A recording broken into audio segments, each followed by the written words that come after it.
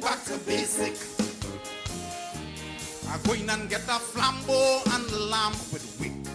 6:23 in Trinidad and Tobago, hearing a bit of the lament of Trinidad Rio. And before we speak with Mr. Allan Poon-King, the acting CEO of WASA, to give us a sense of the gravity of the situation as far as the water supply in our reservoirs. We have Mr. Poon-King on the line. Don't want to keep it too long. Mr. Poon-King, thanks very much for taking the time to be with us. Good morning to you, sir.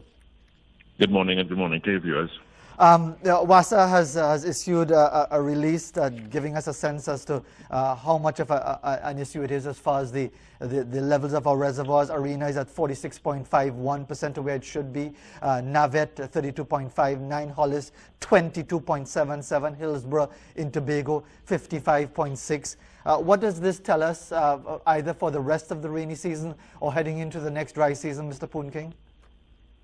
Okay, well, I think from the start of the dry season this year, we had worked with the Trinidad and Tobago Met Services, and they had indicated below normal rainfall for the dry season, which was realized, and to continue into the wet season with, again, below normal rainfall. Based on that, we have adjusted our production levels to meet the situation as it has arisen. Starting in December last year, we've had below normal rainfall for every month from then to now, and that has realized what we've seen with the reservoir levels. Based on that, we've taken steps to reduce production at some of the facilities, and particularly so at Hollis and Navet, to ensure that we could maintain delivery of supply to customers. So both Navet and Hollis are at approximately 50% of production at this time. And based on that, we've maintained schedules, and particularly in those areas, the regularity has been reduced. A number of issues come on the table, obviously, Mr. Poon-King, both in terms of one, the leaks and stopping leaks, because up to yesterday, someone I was speaking to was telling me about how there's been a leak, a persistent leak in his area for years and continues to be a problem. And just as an example, and I'm sure you get many of these stories and other horror stories and so on. But before we even get to that, what about the desal plant? Is that operating at optimum levels to supplement whatever is being collected at our reservoirs?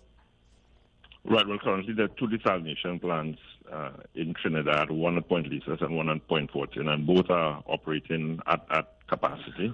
The one at Point Lisas, there's 40 million gallons of water per day, and the one at Point Fortin, 5.6. So they are operating normally at this time and supplement our normal production sources. And as far as getting that message across about conserving water, using less water, we've had the Public Utilities Minister talk about our habit of essentially wasting water, that we consume water way above the international standard. Is there any public relations drive? Is there any sort of campaign in that regard that has been ongoing or that is due to get underway? Well, this is part of speaking to you this morning, is part of the sensitization of the population to ensure that we do have the population aware of the situation with respect to the water supply and the limitations that we have. And based on those limitations, things promote conservation on their part so that the water that we do have can last us throughout this wet season and into the dry season next year.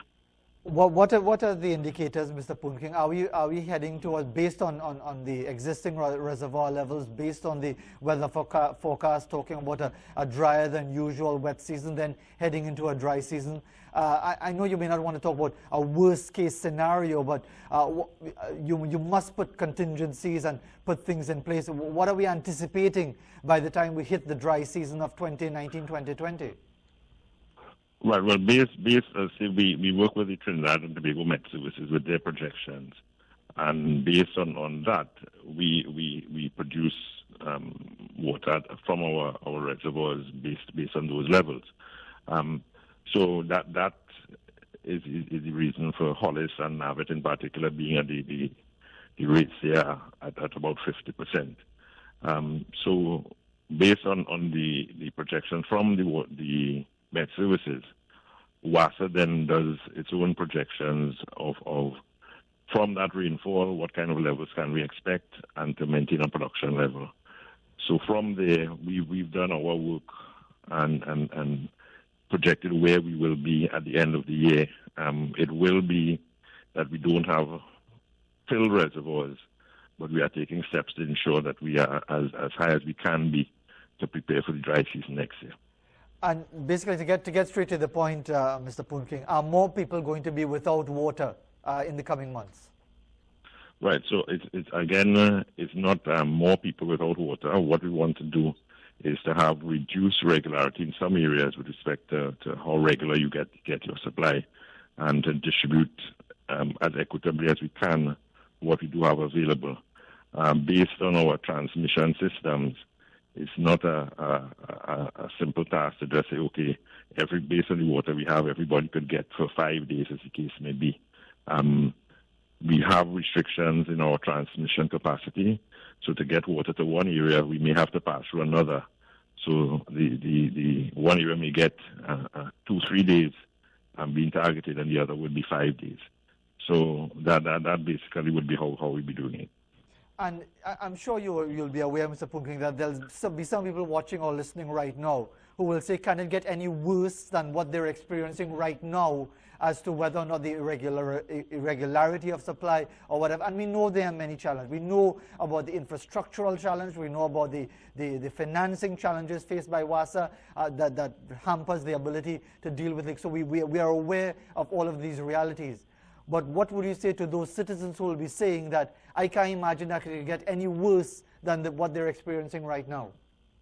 Right. So we do have situations that come up with areas where the supply situation extends beyond, let's say, 1 week with no water. The minimum we'd want to target is that the supply is in an area at least once per week. The minimum period we're looking for is 2 days, 2 days per week.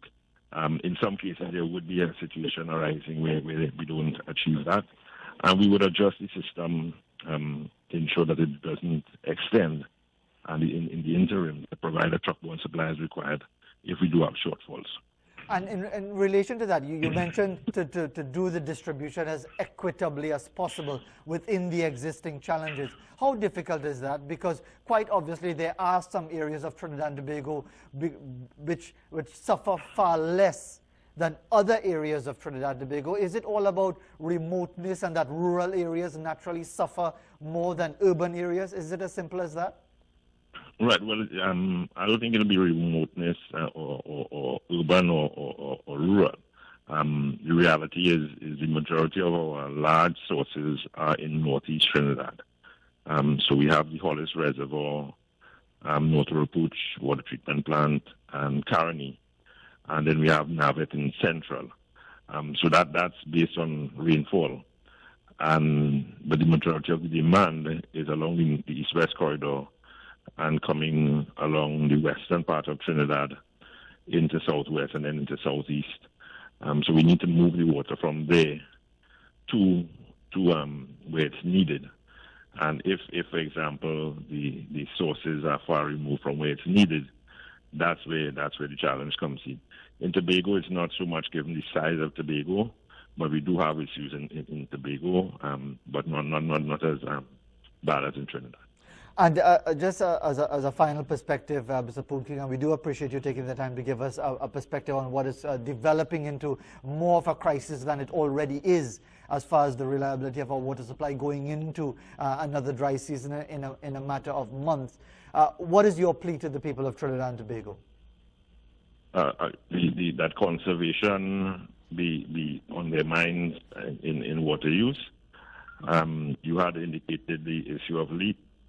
Yes, we know we have that situation and we are working on it. But on the customer side, we need to continue with the effort.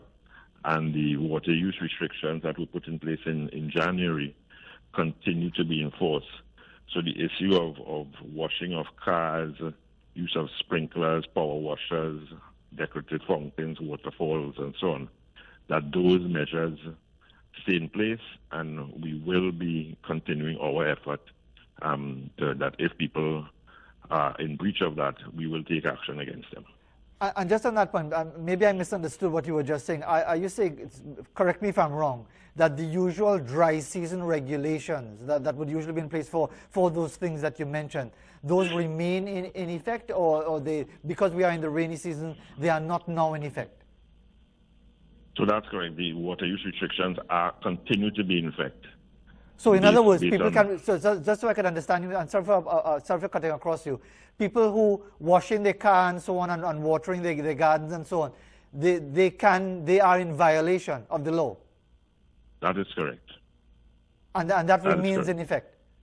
That remains in effect, and again, it's based on the situation we have, and particularly at Navet and Hollis. So the water restrictions do remain in effect. Mr. Poon-King, thank you very much for taking the time to speak with us this morning as we come around towards 6:35 in Trinidad and Tobago. Even I was concluding that interview, someone chooking in me, asked him about the water tanks for the carnival fetes and so on. Well, don't worry, there'll be enough time for that. Carnival still a few months away. Let's see if people come to buy the thousands of gallons of water to waste on all those fete-loving people, if that is not considered a wastage of a precious natural resource. 6:35 in Trinidad and Tobago. We'll be back right after this. Tell me, neighbor, or get a pen and a writing pad and write a letter